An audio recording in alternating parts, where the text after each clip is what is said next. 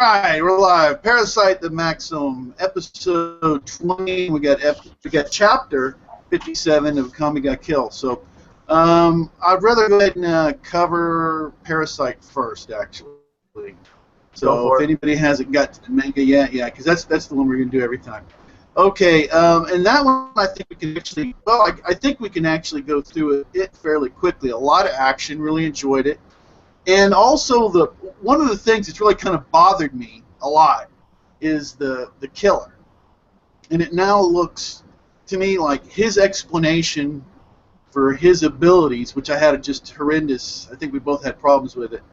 Now it looks like he does have more of a kind of thing where he can sense. So he seemed to know. This had nothing to do with understanding human psychology or his killing or any other bullshit. It was just that he saw, hey, there's 5 of them there. You know what I mean? Or there's a bunch. Or there's like one big thing. So he's got anyway, something similar to what Kana had. Or the same thing. So he could sense something going on there. And ran. Right. So I feel better about it now. Because yeah. I think it's because the way I took it is that like he's killed so many humans that he can kind of like, you know, identify when something's not human. That's how it kind of feels like to me. Much less a psychic thing as it is like a instinctual thing. I don't know if that makes any sense. But we completely disagree on this. But now the thing is now we get into the whole mass killing, which is kind of what you were talking about last week. Mm-hmm. Went down this week. The whole thing, you know, we got the SWAT team is just we'll sort the bodies out afterward.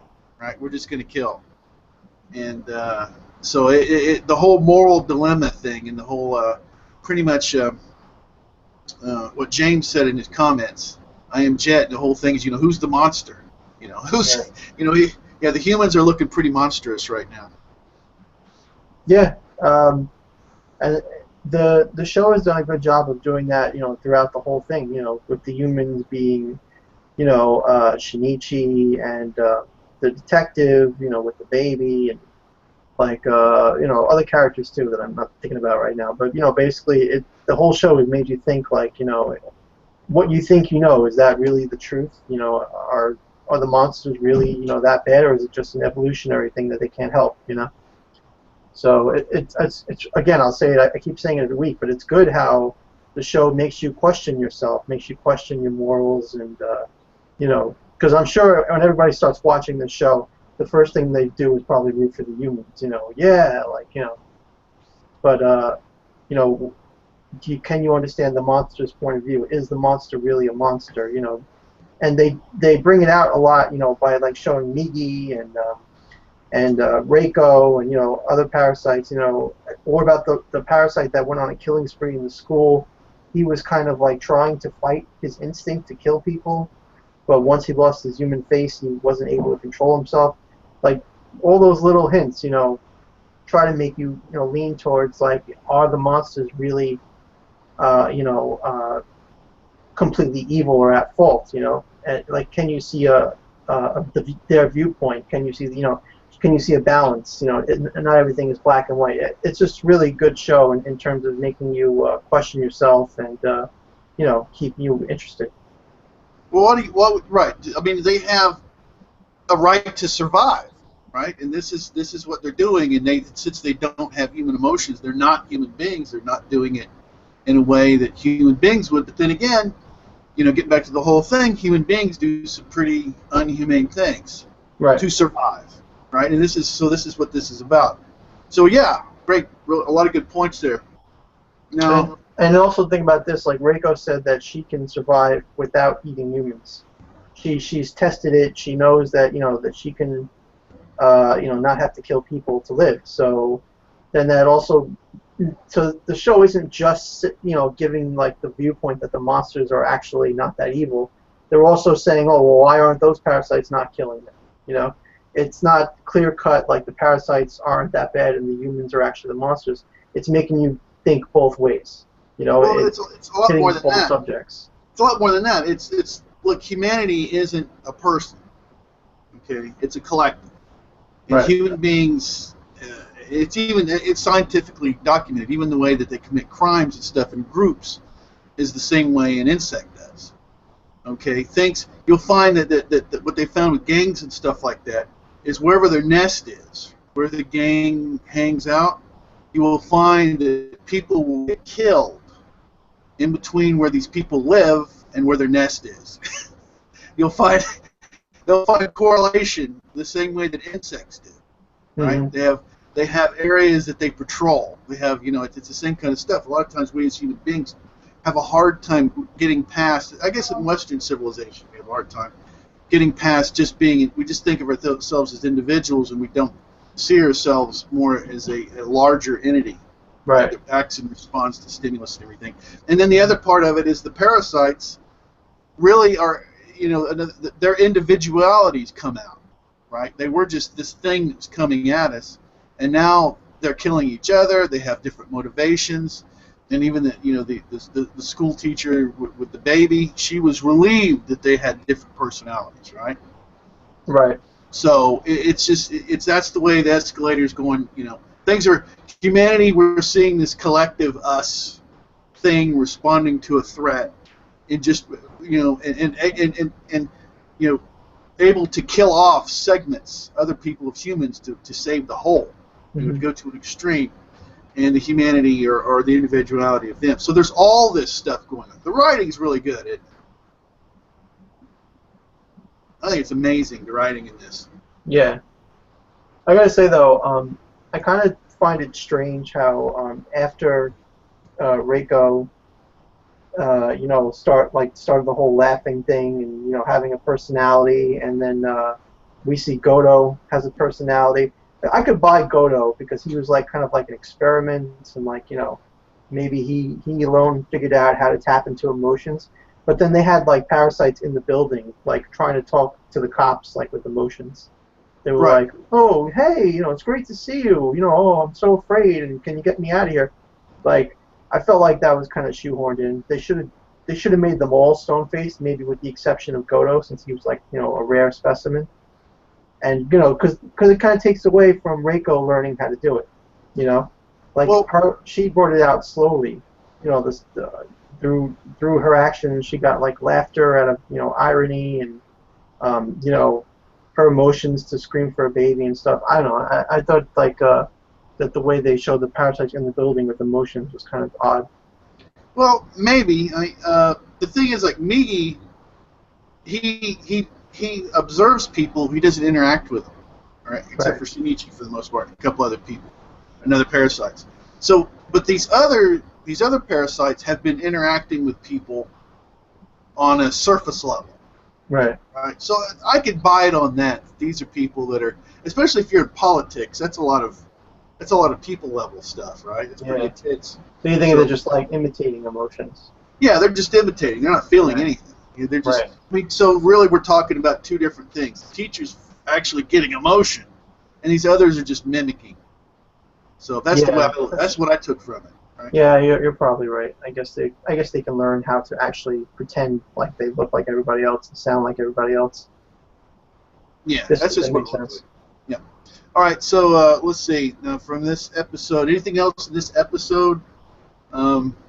Mainly between what was said last week and this week, I think we pretty much covered. But is there anything else you want to talk about Parasyte before we get into AKAME GA KIRU? Well, this episode we had we finally got a use for the criminal.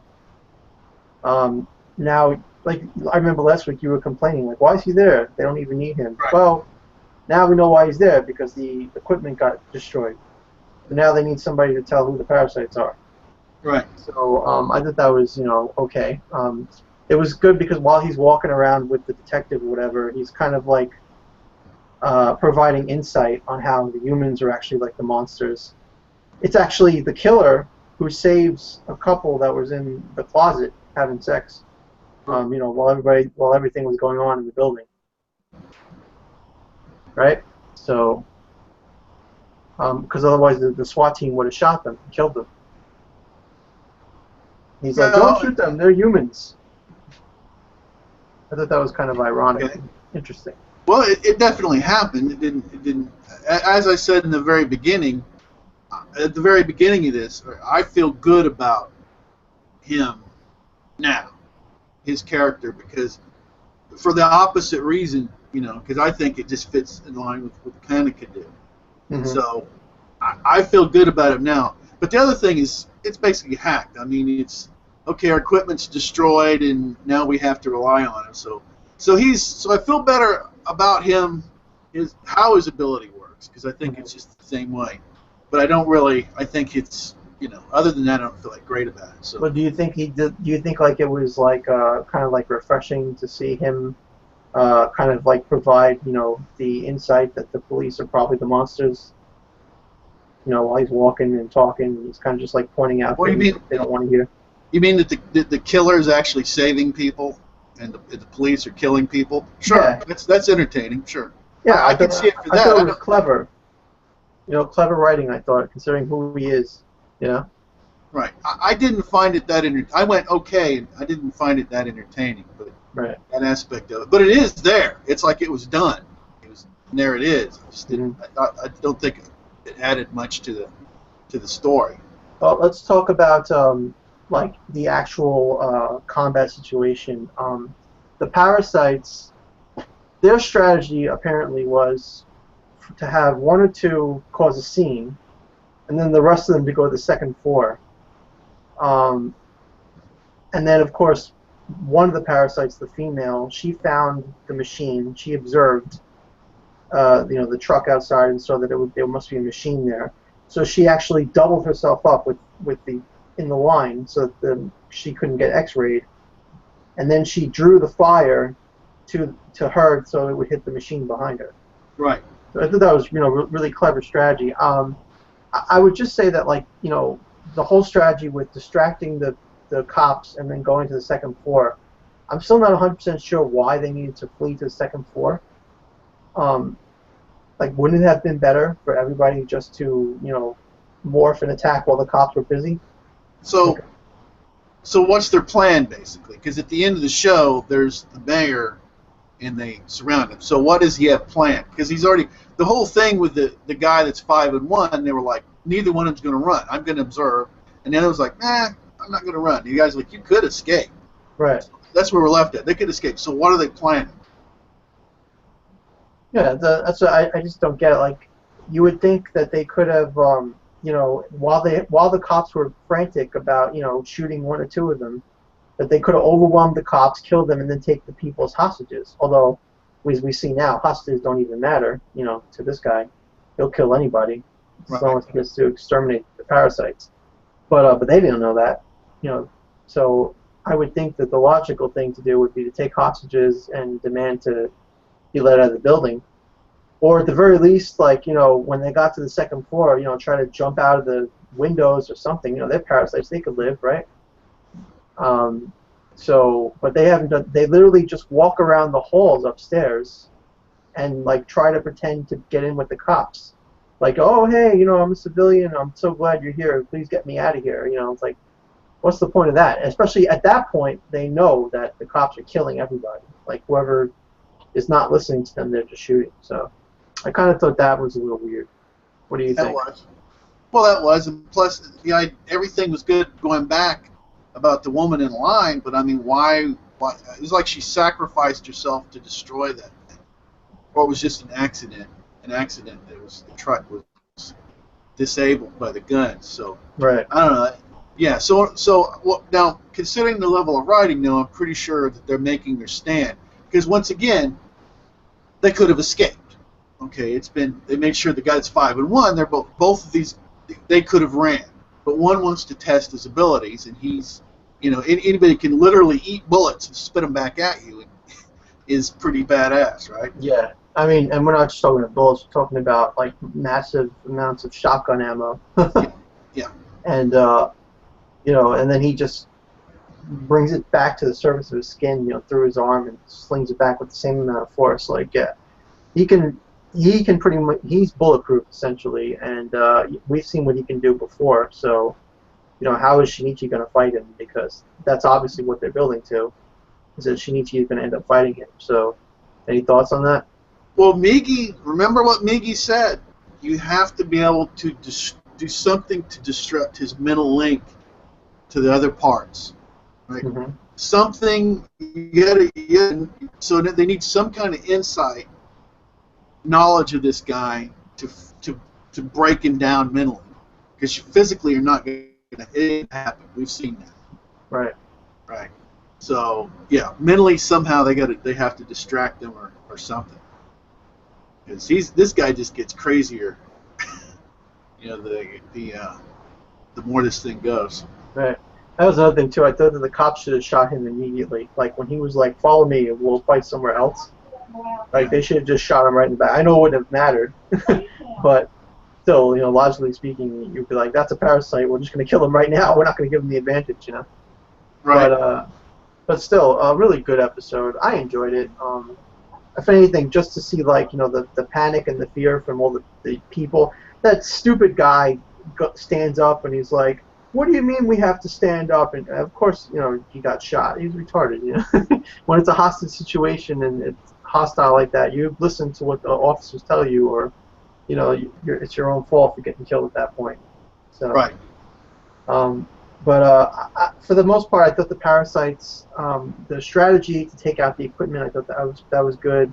I didn't understand why they went to the second floor, and I think they could have had a way better tactics, like to take out the police officers. I mean, they could have like hid in the vents, you know, clone themselves, put some clones in the vent. You know what I mean by clone themselves? Like, you know, make Well, a little. they could have ran. Well, I mean, the thing is, they've decided not to run. Right. Which is puzzling on just every level. So what is their plan? And like I say, remember where they left us, where they did the cliffhanger? The police are there, and the mayor is right there at the podium. So right. What's he going to? Is he planning on giving a speech? I mean, what is his plan? You know, he's taking his role very seriously. Yeah, he's like, you know what? I can convince people of this. Don't kill us. Wow. All right, I'll let you. You know, probably. You know, what's even funnier is some of those police officers might have actually voted for him. That's true. That's funny. So I think it would be a good idea. Actually, I don't remember this from the manga, so I think that would be a pretty cool thing if the mayor actually tries to talk them out of it. It's basically like, come on, let's join forces. You know, we don't have to be enemies or something like that. And then that's really showing humanity as the monster, right? Right. So yeah, I think that's all there is to talk about. Looking forward to the next episode with Shinichi. I believe he's going to be having sex with Murano, because it says on the next episode, sex and something. So, no. Yeah, somebody said that. So, interesting stuff. All right, so it's going to be another great episode. We got, what, 4 more to go? Yeah, I think so. 24, 25.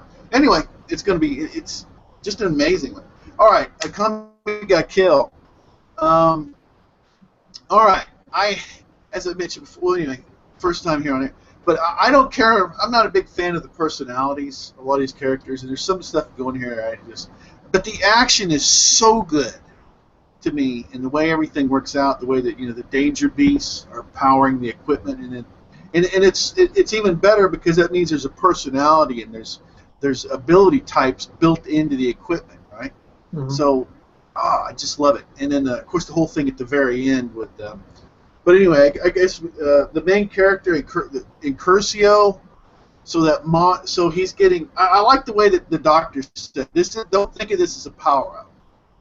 Okay, right. Curcio. This thing is going to take you over. Right? Do you remember Dr. Stylish? Yes. He's using Dr. Stylish's Tegu right now, the gloves. Oh, so he's got it. He's got it.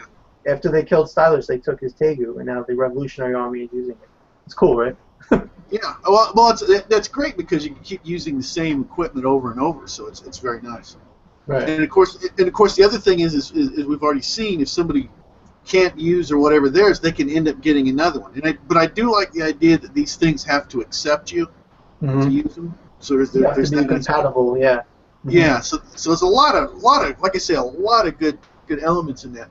But so I love this because it means because one of the complaints, right, is how powerful he's getting, right? Right. And this is so there has to be a correcting force. There has to be a balance, right? Because there has to be gain balance or character balance, so power-ups and everything, and that's it. He can only use it, say, 3 or 4 more times, and he will turn into Curcio. And considering his personality is to always give 100%, probably more like 2 or 3. Yeah. You know what I mean? So I yeah. would pretty much figure he'll get consumed by the monster eventually. I hope he doesn't, because I like his character. I think Tatsumi's a pretty badass character, and I would like to see. This is just me personally, but I like happy endings. I would like to see a happy ending. There wasn't really a happy ending in the anime at all. All we had was AKAME being by herself. So I'm hoping they kind of go the route where Tatsumi doesn't have to die, and he can live with mine or something. That would be nice for me, but whatever the author decides. I don't know. From what I understand, a lot of the author's works haven't been tragic endings. Like he's had happy endings, so maybe we'll get a happy ending. I don't know. But there's a lot. Go ahead. No, I'm just saying, I'm finding as long as it's entertaining, they can have them all die or have none of them die, just as long as it's entertaining. Yeah. Well, there's a lot to talk about in this chapter. Thinking about it, we had Esdeath We had Esdeath talking to Wave and Kurome, and she was telling them that she's in love with Tatsumi, but the next time she sees him, she's going to fight him 100%. She's going to kill him. Right. And Wave was trying to question her, or he was saying to Kurome, how can she feel that way if she's so in love with him? How can she kill him? And Kurome's like, well, I understand. I want to kill my sister. So there was that little demented part right there. But Esdeath also pointed outside the window, and she said, we'll use that. And so a lot of people are speculating that she's referring to is the giant mech from the anime that we saw, the Imperial arm that killed Tatsumi. Right. So we don't know, but from what I see in the comments, a lot of people believe that's what that is. I hope it's not, because I think that was really stupid for an Imperial arm. I'm hoping that's not the case. So.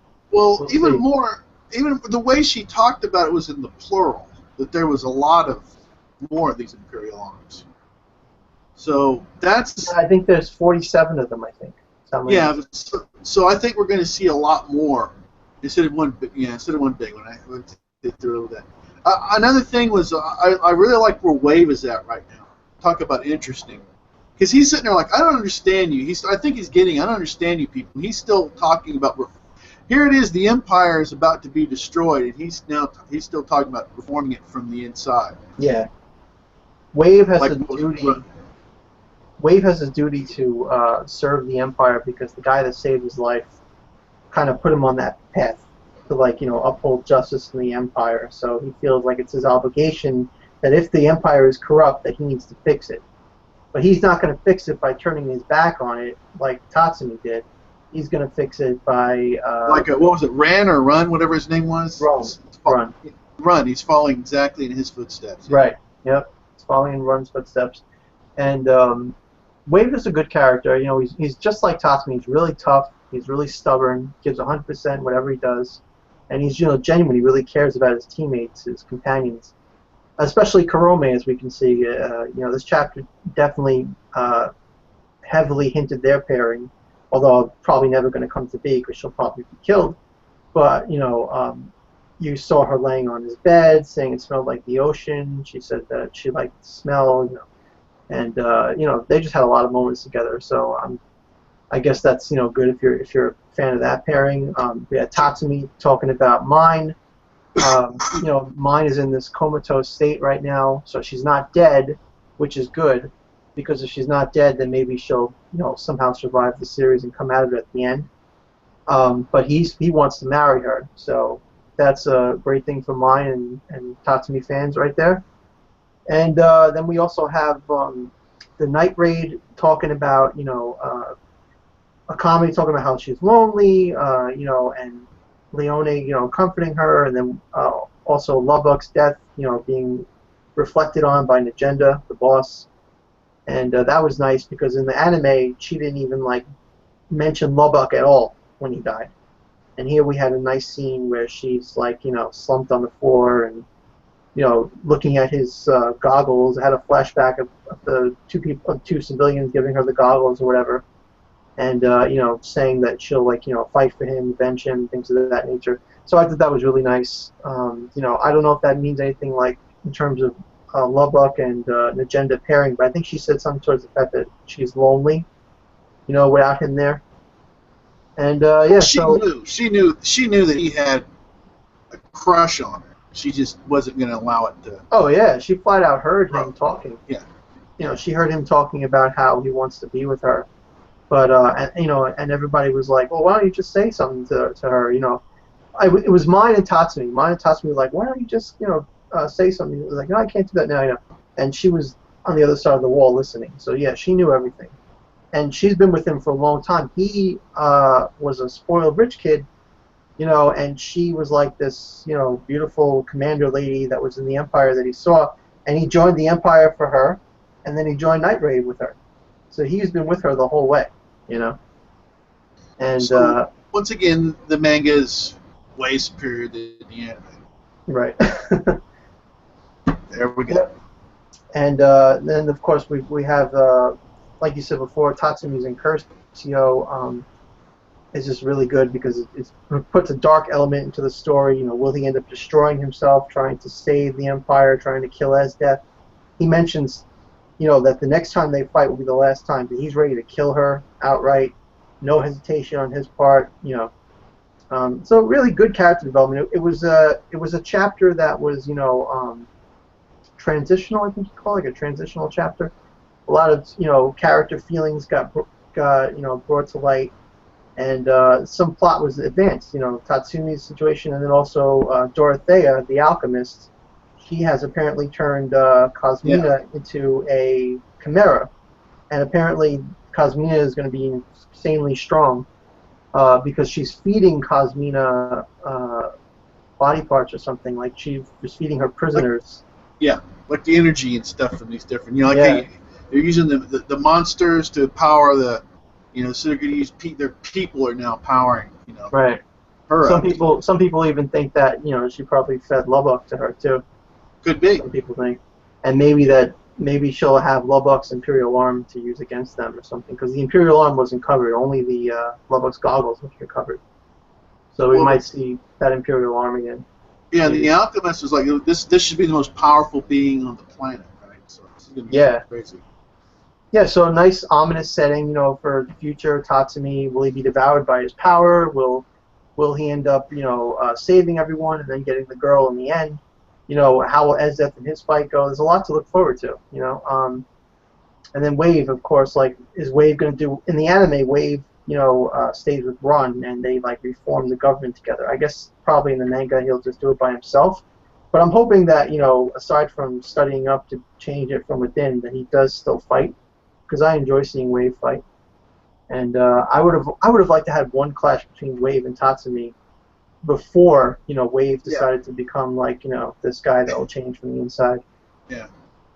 But overall, it's too late for that now because Incursio is just too. Yeah. Now it's too late because Tatsumi's in the OP now. But overall, I enjoyed the chapter. I thought there was a lot of exposition, bringing characters' thoughts to light, and that the plot was progressed. So it was pretty good. I liked it. I enjoyed like I say I enjoyed the bad characters at the end. What's going on with them a lot more. And just to wrap everything up, this isn't getting stretched out, even though these chapters don't come out very often. It just feels. Like we could feel the momentum increasing and the stakes getting bigger, right? Mm-hmm. So it's just more exciting. This is overall, like I said, when it gets to the action, the way abilities works, the actual fights. I love this series. I'm not that great about a lot of the characters.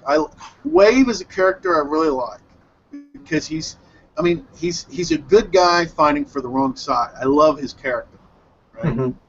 And I like the idea of the two sisters fighting each other, and Kurome seems like she's drugged or something, or what. So there seems to be a reason for that that might be fixable, but so that's interesting. I don't like the way that the whole Esdeath Tatsumi thing started. She declared she's going to fall in love, and then just happened upon So I didn't like the way it started, but I like everything else that's come out of it. That makes any sense. Yeah, I don't know. Because it's treated down with the story. So. Right. Like, here's the thing. Like, would you have preferred Esdeath to turn good?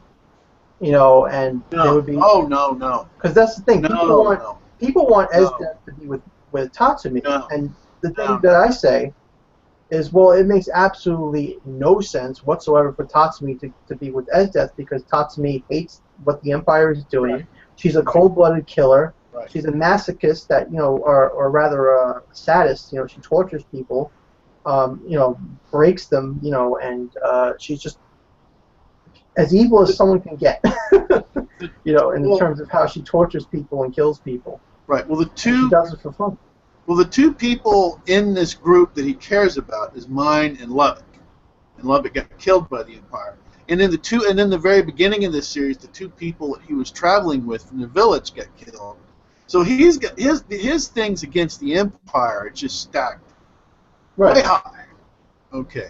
And the need, Esdeath is a great villain, because you want you need irredeemable villains, right? Right. Some of these villains need to be irredeemable. Otherwise, it's just boring.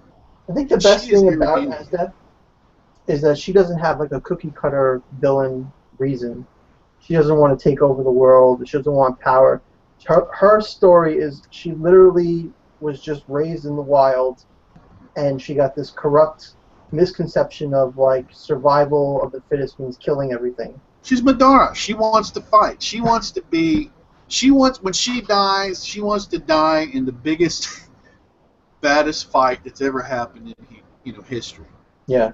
That's all she wants. But unlike Madara, she doesn't care about people or anybody but herself, and she literally has no reasons to do what she does other than she enjoys it. At least Madara did have a goal. His goal was to save the world, with this infinite Tsukiyomi thing. And obviously he wanted to be empowered and rule everyone. Yeah. But he had other objectives, is what I'm trying to point out. And she did. Okay. Well, I would debate that. I think that they're a lot closer. I don't think that he had any good goals, because he was willing. One minute it's the Uchiha, and then he's willing to kill all the Uchiha to get his own clan to get his way. So, but anyway, I mean that's just Kishimoto's writing right now. Right. Well, that could be. So we could put that. But I like Esdeath the way she is. She's a great villain. She's not cookie cutter. Some villains need to be redeemable. Some not. I mean, there's a great motivation's important, right? Especially for writers. So so that's why we're seeing all these different motivations. Like I say, I'm enjoying more the villains than I am the good group, because I don't know. They just don't grab me. I'm kind of bored with them. The funny thing about Esdeath is that she will take care of her companions so much. Like, she'll give them money, she'll give them all the luxuries they could want, and she'll make them very happy. But yet, if you're her enemy, she will do the worst, sickest crap to you. You know what I'm saying? Yeah, but see, it goes back to the motivation. She's like that because they're helping her to do the things that she wants to do, which is to fight. Right. Right. It's also the reason when these people no longer are able to fulfill the role to fight, to stand up and be strong, and to fight with her, she's willing to throw them off the bus completely. Right. If they're not useful to her anymore. She's a great villain. I mean, great stories need, villains. You need, how can you got to have some great villains in order to really have something to fight against them. Right. And she's awesome, because she doesn't care. She doesn't care about the Empire or anything like you say. She wants to fight. She wants to find the biggest, baddest people to fight. It's really interesting. So, love it.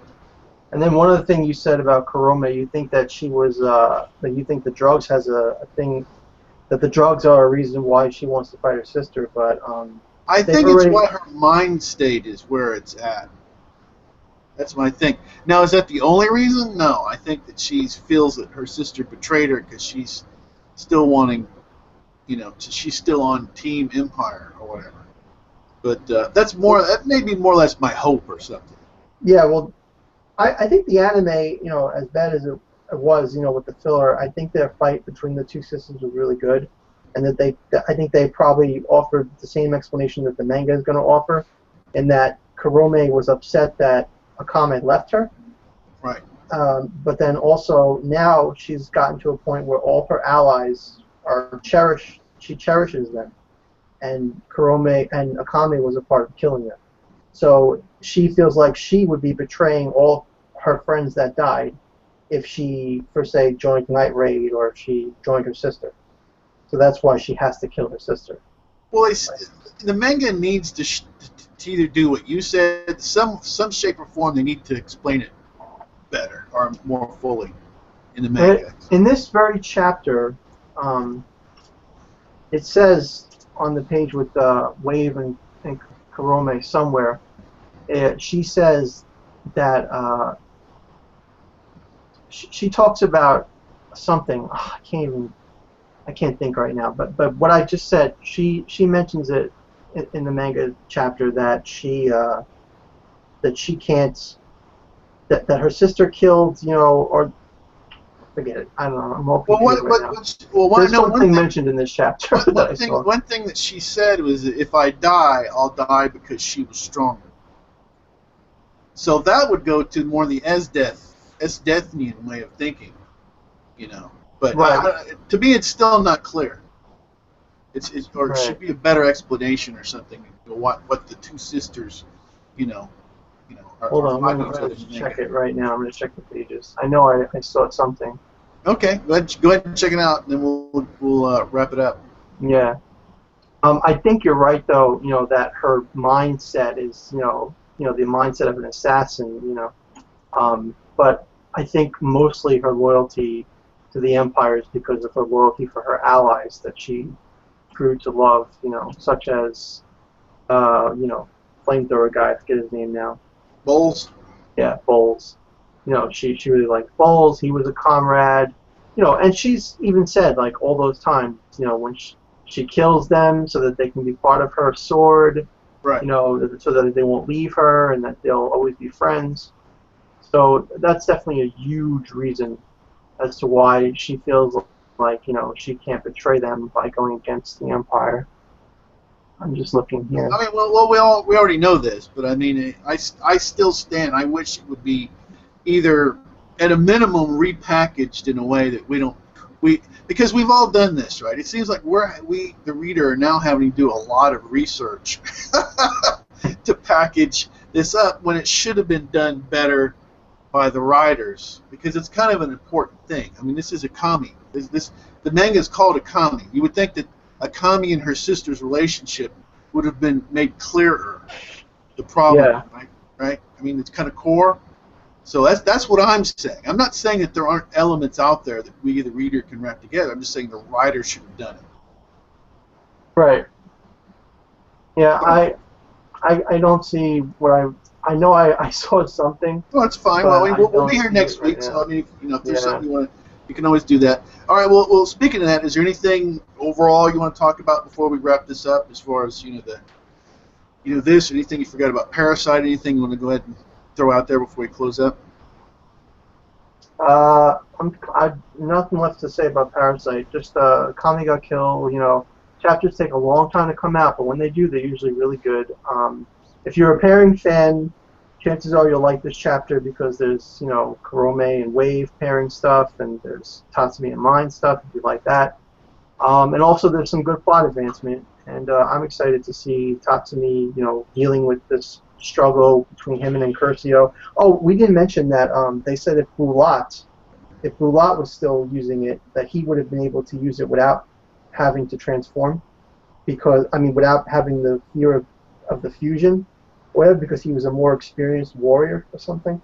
Well, he was balanced. The way they said that he was using it in a more balanced way. Because everything that Tatsumi does is 100%, right? So right. He's not balanced. He's going to use it all out, and that's what's creating the problem. He's not strong. He's not strong enough to do what he's doing. So anyway, so he's a person who gets in a sports car and just floors it. He's got one speed.